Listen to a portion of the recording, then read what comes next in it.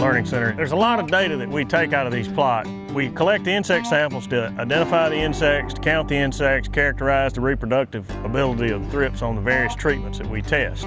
The way we do this is pretty simple, but I think it's worth showing how we go about collecting some of the data we're going to show you later in the year.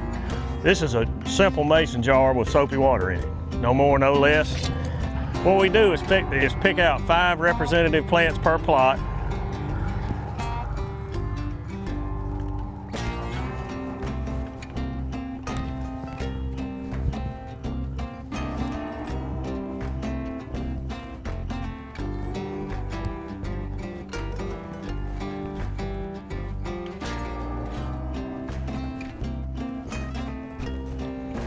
And put them in the jar.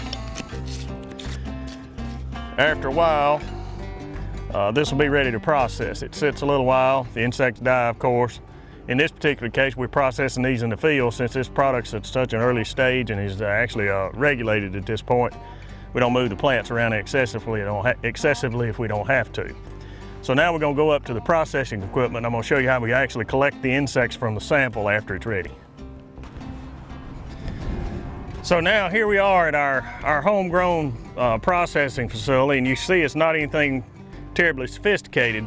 Plants have set an adequate amount of time, and we're going to collect the insects from the plants and prepare them to count them inside. So what we do is take a soil sieve, soil screen, this is a 100 mesh soil screen, pour the plants and the solution through the screen.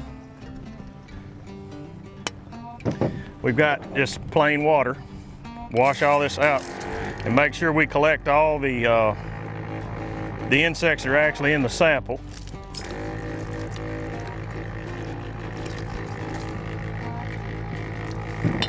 Kind of gently wash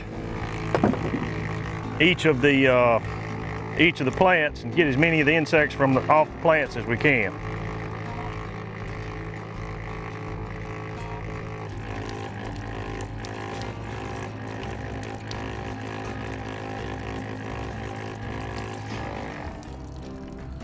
And what we wind up with is a sample that's collected in the bottom of this sieve.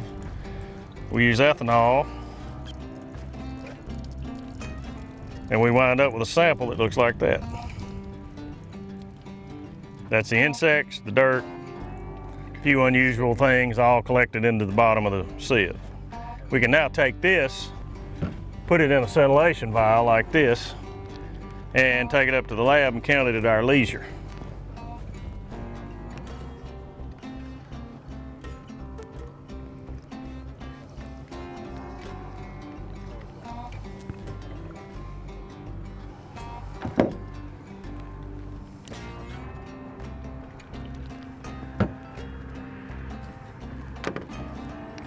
There we go, one finished fancy piece of science. So now we'll take this back to the lab, count it under the microscope, identify the thrips, figure out how many adults and immatures are present, whether reproduction is occurring in the plot and at what level.